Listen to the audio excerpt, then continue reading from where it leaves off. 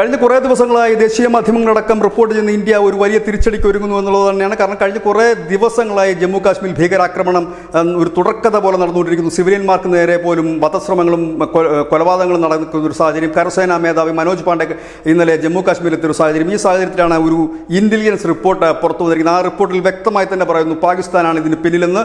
പാകിസ്ഥാൻ കഴിഞ്ഞ കുറേ നാളുകളായി പ്രാദേശികമായിട്ടുള്ള ടെറർ ഗ്രൂപ്പുകളെ വളർത്തിയെടുത്തിട്ടുണ്ട്. ദ റെസിസ്റ്റന്റ് ഫ്രണ്ട് അഥവാ TRF, people's anti fascist front PAFF തുടങ്ങിയ സംഘടനകൾ പ്രാദേശികമായിട്ടുള്ള ഭീകരസംഘടനകൾ. ഇവർക്ക് വേണ്ട ആയുധങ്ങളും പണവും നൽകുന്ന പാകിസ്ഥാനാണ് എന്ന് വ്യക്തമായി തന്നെ ഇന്റലിജൻസ് റിപ്പോർട്ട് നൽകുമ്പോൾ സർജിക്കൽ സ്ട്രൈക്കിനേക്ക് അപ്പുറത്തേക്ക് കാര്യങ്ങൾ നീങ്ങും, ഇല്ലെങ്കിൽ സർജിക്കൽ സ്ട്രൈക്ക് തന്നെ ഉണ്ടാകുമെന്നൊരു സൂചന തന്നെയാണ് ഇത് വരുന്നത്. കാരണം വ്യക്തമായ ഒരു ഇന്റലിജൻസ് റിപ്പോർട്ട് തയ്യാറാക്കുന്നു. ആ ഇന്റലിജൻസ് റിപ്പോർട്ട് അന്താരാഷ്ട്ര മാധ്യമങ്ങളിലടക്കം പ്രസിദ്ധീകരിച്ച് വരുമ്പോൾ സ്വാഭാവികമായും ഇതിൻ്റെ പിന്നിലെ പാകിസ്ഥാൻ്റെ പങ്ക് കുറച്ചുകൂടി വ്യക്തമാവുകയാണ്.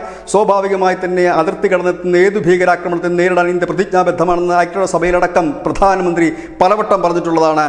ഇസ്രായേലിന് നാം പിന്തുണ കൊടുത്തതും ഇതേ കാര്യത്തിന് തന്നെയാണ്. അതുകൊണ്ട് തന്നെ അധികം വൈകാതെ ഒരു വമ്പൻ തിരിച്ചടിക്ക് ഇന്ത്യ ഒരുങ്ങുന്നു എന്ന് തന്നെയാണ് ഏറ്റവും പുതിയ ഇന്റലിജൻസ് റിപ്പോർട്ട് സൂചിപ്പിക്കുന്ന. News desk, news India Malayalam.